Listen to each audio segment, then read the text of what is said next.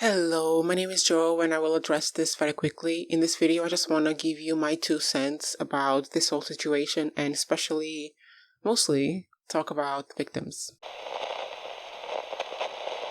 And just talk about some of the things that I noticed and maybe shine a light on some specific topics that might be important in these situations. The first thing I want to discuss is the fact that the first time we heard about this was through a podcast where I think 3 or 4 women were present, kind of telling similar stories about the same men. And this is not irrelevant because we know that if it's just a woman coming out, we are more likely not to believe her. But if there are a group of them saying similar stories, similar claims about the same man, it's just more believable. It's just more consistent, and people are bound to believe them easier than if it's just one woman. And it sounds deliberate. It sounds like a way of protecting themselves against these claims of false accusations. And I kind of want to talk about this because I don't think the majority of the fan base around this man is believing him. I think a very small minority is believing that none of this happened. But there's this discussion of false accusations destroy a man's life. And I mean, do they? Who is the president of the US? Who was the man who gave Adrian Brody his first Oscar? Who was doing a campaign with Dior even before the court judged against him? Who is one of the biggest directors in the US to this day, still getting big stars to work with him?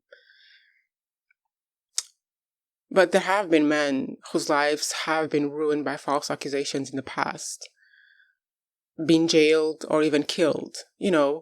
Black men accused by white women. Here we're talking about a white man with a lot of money, a lot of power, a lot of influence, a lot of contacts. Potentially, allegedly, a lot of people have protected him in the past. Are we sure that even if it is a false accusation, it will destroy his career? Are we sure? But just to set this aside, false accusations are extremely, extremely rare. They don't happen that often. It's such a horrendous thing to come, especially in a situation like this, to come to public, to come to in front of the entire world and tell the entire world that such horrendous things happened to you, were done to you against your will. It almost never happens, false accusations, and the idea of believing the victim is not this blindly following and supporting anyone who claims to be a victim of anything. This idea of believing the victim is important because historically they haven't been believed, and historically the systems that are put in place to judge such situations and determine who is guilty and who is not have failed many, many times before and continue to fail all the time. And I mean, it wouldn't surprise me. So the idea of believing the victim is really just, let's believe them enough, support them enough that they have a fair chance to prove what they are saying in court. This is what it is. And let's all be aware that a lot of times these women are telling the truth. Most of the time, almost always, these women are telling the truth, and courts will still rule against them. That's what believe the victim means. It's just support them and be aware that the system is against them. And another point that I wanted to make is about what happened afterwards, because one of the victims, I believe the one with the most severe allegations and with the most severe power, dynamic imbalance, actually went ahead with a lawsuit against him. And I know some people might be wondering, will the other ones follow? Are there more victims that will come and talk about it? I don't know if there has been any other lawsuit since. I think there's this one only. And I just kind of wanted to share that because I know a lot of people probably haven't worked closely with victims of domestic violence or of gender-based violence or any type of stuff like that. So it's important to kind of just be aware that different people want different things and need different things. Like for the women who share their story and the allegations of abuse against them in the podcast, maybe that's all they needed.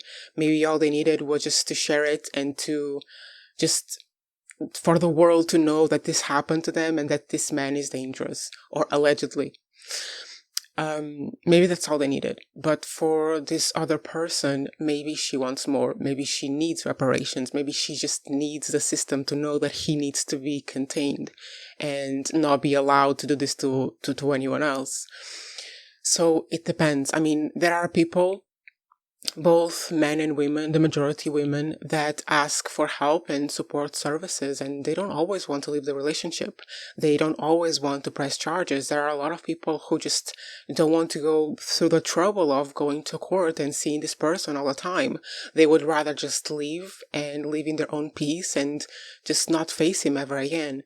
So it just depends on what each person wants and needs to see their situation resolved and to deal with all of this bullshit. So yeah, I also wanted to say that. Another thing is because I'm pretty sure that some of this or a lot of these alleged assaults happened many years ago. And I kind of just wanted to touch on the idea and the topic that women are not always aware that something that happens to them or is done to them is exactly abuse. Because unfortunately, we are brought up in a pretty misogynistic culture and society where for either cultural norms, religious beliefs, or whatever it may be, women are taught that it is their role as girlfriends or wives to please their husbands. So a lot of times, still to this day, still in people our age, there is this idea that if he wants something, she kind of has the duty to give it to him. So there are a lot of situations and circumstances in which women don't really want to do anything, but because he wants to, they end up doing it. Either because they don't want to have him insist all the time, they don't want to have to fight about it, they are afraid that it might escalate to something else. All of the situations where they don't want to do it and just do it to get it over with and to get them off their backs are not consensual. There's no way around it. She doesn't want to. She's doing it out of the need to protect herself, either from a fight, from something worse, from him being annoying or whatever. None of these situations are consensual, but most of them happen with no repercussion because there is this generalized idea that that's their role and that's their duty to do that. Even in incredibly healthy modern relationships, this exists. So when women come out years later realizing that that was not normal, that certain aspects of the relationship went over the limits and things were done to them that they didn't want to, sometimes even denied wanting to do them and happened anyway, this is quite common. Not normal, not healthy, but common. It happens a lot. So I need y'all to keep that in mind that, yeah, maybe at the time they just went along with it and didn't realize it was as serious. But the consequences, especially the psychological and emotional consequences of such type of situations, they pile up and they come out later. So this is not an unusual thing to happen. And another point is that this person is a man, right? And I know he's been considered a feminist and had a lot of popular works, but he's still a man. And I mean, if all of these alleged behaviors truly happened, I could totally see that on his point of view, nothing bad happened to, he did nothing bad. He did nothing wrong. Especially because, as I was saying, women don't always realize that something that is beyond their boundaries, that has pushed their limits, that they didn't really want to do but did anyway, they don't always realize it then, and they might treat it as something normal, and they might even react normally. And sometimes, a lot of times, they might even react affectionately and normally just to protect themselves. And of course, a man wouldn't realize it. Of course, a man would think that's just normal behavior. And I do think that with some of the allegations, some of the alleged behaviors, he knew. If this truly happened, like, he knew. But then there is other stuff that I could see where he was like, oh no, it was all fun and consensual. So that's why it's important to believe the victim and believe them when they tell you that something happened to them that was not okay. Because believe it or not, men can't always tell. And even if they can tell, they just lie to themselves because it's way easier to believe that everything they did was okay than to believe that they are a bad person that does that stuff to women.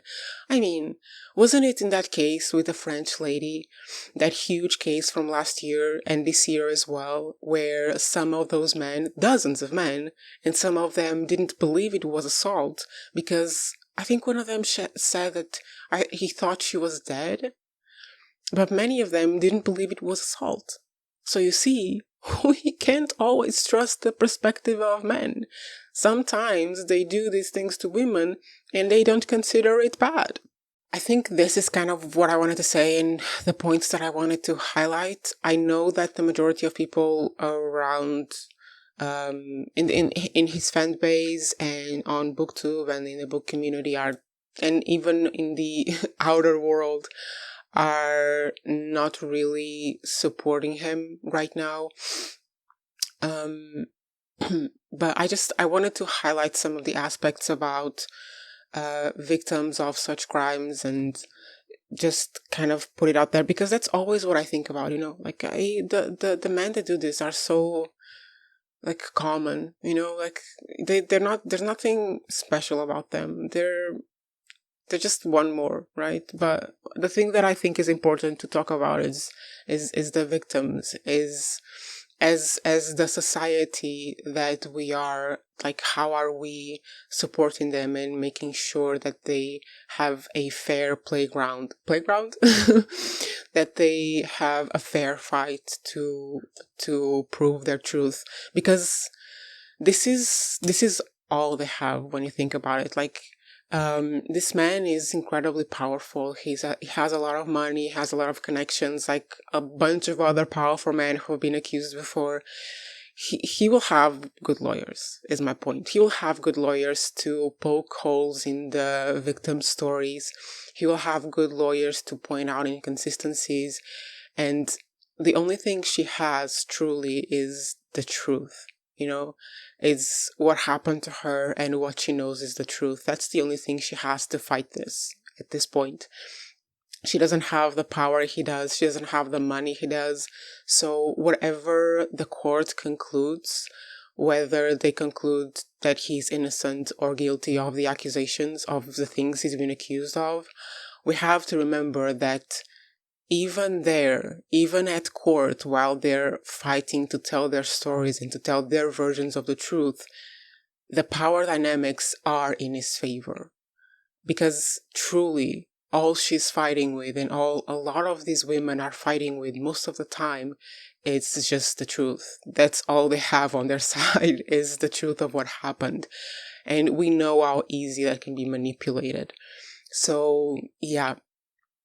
Whenever we talk about the possibility of false accusations, the possibility of careers ruined, we should think of the possibility and very real reality of lives ruined, because they happen all the time where women are not believed or don't have enough evidence to prove what happened, especially in situations of psychological and emotional abuse or physical sexual abuse that happened a while ago and there is no evidence, there are no photos, there are no medical records. These cases are really hard to prove, and there are still a lot of victims who want to fight for the truth and to want to go to court and prove this happened to them. Most judges in the courtrooms that I've known do not conclude in favor of the victim when there is no physical evidence. And I just want you to remember that in accusations like this, where there are power dynamics in play, even in the courtroom, he will be in power. Like, he will have more power than she does. And yeah, that's all I wanted to say. I mean, I feel like we need to be more moderate about these things because, and the last thing is, I think the way that people reacted was decent, was okay, because, more and more, the internet is becoming very extreme, right? It's either extremely support him, extremely not support him. Like we are losing our moderation. A lot of times it feels like the moderate people in the world are outside of the internet. So I guess, yeah, just a reminder to just think of the victims and the unfair, the unfair misogynistic world they are facing. And yeah, let's just try to be a little bit more moderate. I mean, I don't actually need to say this in this case because I feel like people are being decently moderate about this. But yeah, and for everyone who's like despairing, saying like, are all of the white men that we love celebrities are going to turn out like this? I don't even have advice for that. I think the world right now is very dangerous for women with the rise of the right-wing political parties and the step backs on women's rights. I feel like it is not a safe place for us, and it hasn't been for a while, and it's just feels like it's getting worse, and it feels like the walls are closing in so hard on us. Just remember that the patriarchy is very much still alive. Women are very much still the second class citizens. I'm so sorry to tell you this, but it hasn't changed that much.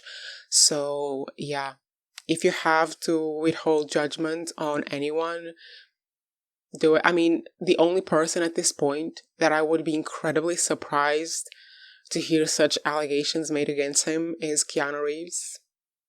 That's that's the man, the white celebrity man that I hold all my hope for. Um, but yeah, I guess if you're a woman in the world, if you're a girl in the world, watch enough news that you are protected and safe, but not enough news that you go insane all the time, like I do. So yeah, those are my 2 cents on this. I hope that more people are focusing on the victims and supporting the victims and just understanding their side and how hard something like this must be. I hope the conversation on false accusations changes because we just know they don't happen that often. I mean, it's rare, and even when accusations aren't false, even when the accusations are very much believable and consistent and sometimes even proven, we know that it really doesn't ruin white men's lives that much. So let's all constrain ourselves on judging the victims before, because if you can't judge the person who is accused of such behaviors before the court decides, you also can't judge the victims. Remember, the system is built against them, and yeah, keep that in mind. Anyway, this was my 2 cents specifically about the victims, who I think is the ones we need to focus on and support. Anyway, yeah, thank you for watching, and I'll see you Thursday.